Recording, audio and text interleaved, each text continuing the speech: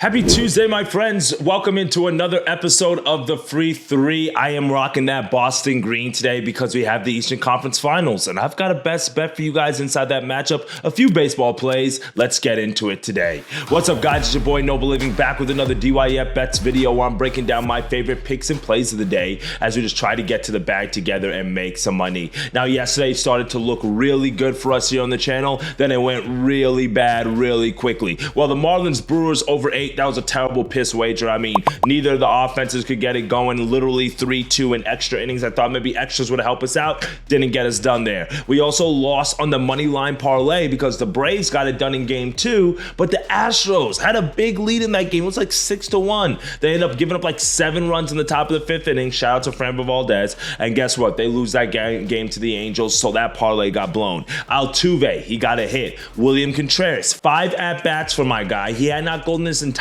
season without going back-to-back games without a hit until yesterday. So that blew that hitter parlay. So like I said, things were looking really good for us until it didn't. 0-3 on the day. You hate to see that. You can see our year-to-date record right here. We are now under 500 for the month of May. That is absolutely crazy to think about after the amazing start that we had here on the channel. But it's all right. I've got about 9 days to turn this thing around. So hopefully I can get a little bit of momentum going into the end of the month here. That can get us right in where we need to be for the month of June. I think I got to start putting some WNBA plays in here. I got to change it up. I don't know. I've been trying to do parlays. I've been trying to do hit lays. I've been trying to do little different things. We're going to figure it out here on the channel. But I do appreciate all the love and support that you guys have been showing. If you can, smash that like button and subscribe as always. And don't feel free like you got to play the plays. If you want to fade it, fade it. I mean, I'm not mad at it. We're here to make money, and if you're not liking the way that these bets are looking, then go on the other side, take the other side, because you've been really profitable if you've been doing that. So, you know what? Play it, fade it, do what you want to do, but I'm giving you guys the plays that I like, the plays that I'm taking, so, you know, do it that as you will. Today, I've got a few best bets for you. Let's dive into it. For my first best bet of the day, let's just go straight to the Eastern Conference Finals to that Pacers and Celtics matchup, and I really love the Celtics here. Can I lay the 10 points? No, but do I think they can cover the 10 points? Absolutely. They've had 5 days of rest, a lot of time to get healthy. The Pacers have also faced a lot of depleted teams thus far in the playoffs, being the Knicks and the Bucks. They haven't faced a team that's been fully healthy like the Celtics have. I mean, yeah, they have no Porzingis, but I mean, this is pretty much granted the full roster that we're looking at here. Celtics coming off days of rest. I really like them in this position here, so I'm going to isolate it to their team total here, and I'm going to go over 115.5 minus 120 odds. Now, we've seen the Celtics team this postseason be able to score some points thus far, and that's really one of the reasons why I like taking this matchup here for them. When you looked at their last series against the Cavaliers, which was a much more defensive-minded team than this Pacers team, guess what? They were able to drop 113 in that closeout game. They were able to drop 120 in that opening win. They dropped 109 in game 4. We've seen them score points, and again, that was a much better defensive Cavaliers team. Against the Heat in the first round, 118 they scored in their closeout game, 114 in the first game of that series as well, right? We've seen them score over 100 points in every single one of those games, so for me, it is a very high total at 115.5, but that's not something that we're not opposed to seeing from this Celtics team that averaged number 1 in points per game during the regular season, averaging over 123 points. So this is a team that can absolutely score the ball. And when you look at the Pacers on the other side, they didn't really play much defense in much of their games that they played thus far in the postseason. They've been looking at really trying to outscore teams, which makes sense. But I mean, we've seen teams score against them. This Knicks depleted team, right? 121, the Knicks scored on them in game 1. 130, they scored against them in game 2. Even in the closeout game where the Pacers won and scored 130 points, they still gave up 109 points in that game. In game 5, they gave up 121 points. And these were all games that were on the road. So for me, this is just a matchup where the Celtics are going to be at home. They're going to have days of rest underneath their belt. We've seen what this team can do once they've been rested. They've actually won games by an average of 25 points. We've seen what this team can do when they're rested. This year, in games where they've had more than 3 days of rest, they're actually 5-0, winning by 25-20, 17-7, and 10. So if they're going to cover this big spread, which we see here, I think there's going to be a lot of offense that is going to be generated today. We know what the Pacers are looking to do in terms of pushing the tempo. We'll see if that works for them, but I think the Celtics will be able to score points today. So give me the Celtics team total over 115.5, exploiting the fact that we have a really good offense on days of rest at home against a Pacers team that's not as rested, but also is not looking to play any defense as well. Let's lock that in as the first best bet of the day. Now for my second best bet of the day, we're going to go to the baseball card. I will give you an extra bonus play in the Celtics matchup if you guys watch till the end. But in baseball, real quickly, what we're going to do is we're going to go to the Phillies and Rangers matchup. We're going to go with the first 5 under 4.5 minus 125 odds. Now in this matchup, we have Ranger Suarez on the mound. You guys have heard me talk about him several times on the channel. He's been absolutely stellar.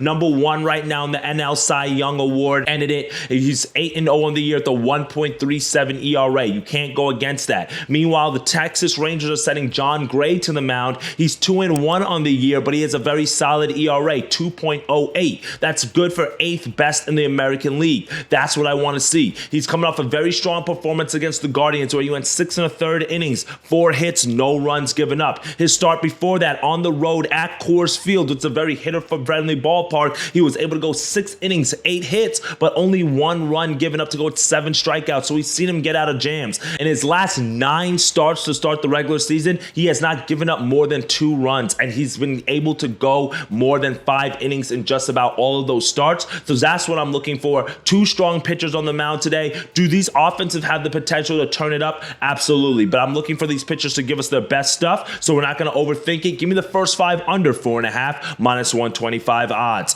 Now for our third best bet of the day and another baseball winner, we're going to go with a NRFI. We're going to go to the Yankees and Mariners matchup here. We're going with the NRFI here, minus 130 odds. We've got Brian Wu on the mound for the Mariners, Clark Schmidt on the mound for the Yankees. Not overthinking it. 2 pitchers that I really like here. And again, if this one misses, I'm probably going to take the second inning under as well, because I do lean towards the under in this game. Brian Wu, only 2 starts on the year, but 2 NRFIs that he's cashed in. You love to see that. Clark Schmidt on the other side, 7-2 on the NRFI this year, including hitting his last NRFI as well. You love to see that. So I'm not overthinking it. We just need 6 outs from both of these guys. They should be able to get it done. Brian Wu on the mound, Clark Schmidt on the mound, 2 guys who are in really good form. I lean towards the under here, but NRFI Nation, let's dock in 6 outs. Let's sweat it. Minus 130 odds between the Mariners and the Yankees. For my last best bet of the day, it's a little bonus best bet. I told you guys that I was going to give you an extra one here in this Celtics-Pacers matchup, and you guys probably know what I'm going to go with. I'm going to go with a player prop here. We're going to go with a guy who's been making us money this month, the only guy who's been making us money this month, Jason Tatum, over 10.5 rebounds,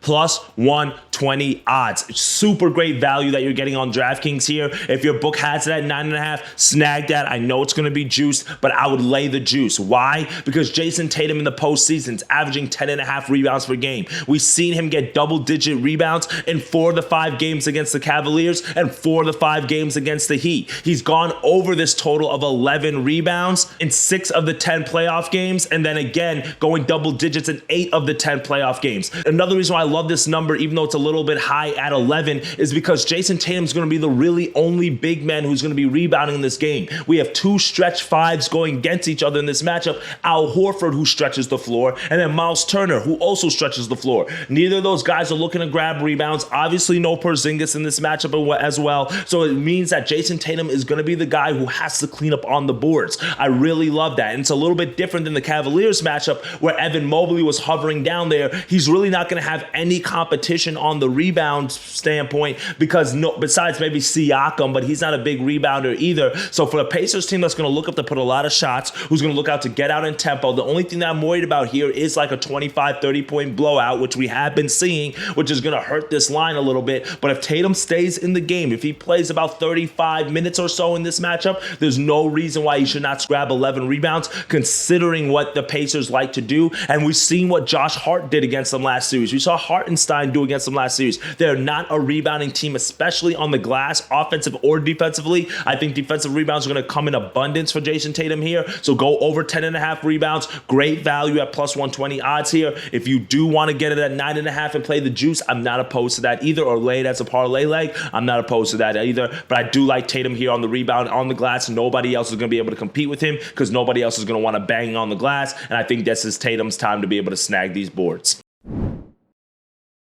Well, that's it for me today, my friends. 4 best bets, 4 winners that I gave you guys on this Tuesday card. Give me the Celtics team total over 115.5. Give me the Rangers and the Phillies first 5 team total under 4.5. Well, I just not say team total, but 4.5 between both the teams. Give me the NRFI in the Mariners and Yankees matchup, and then also give me Jason Tatum over 10.5 rebounds. For more picks and plays I'll be dropping throughout the day, other looks I'm going to be taking a look at, make sure you click the link in the description, smash that button to join the free Discord group, and I'll drop some winners. And when you get in there, drop a play, tell me what's up, let's say hi, let's try to get that community up and running a little bit more. I appreciate you guys. Thanks for all the love. Let's have a day. Let's cash in. Hopefully these 4 bets will cash and we can celebrate a sweep. All right, my friends, let's get to that chat. I'll see you tomorrow. Later, gang.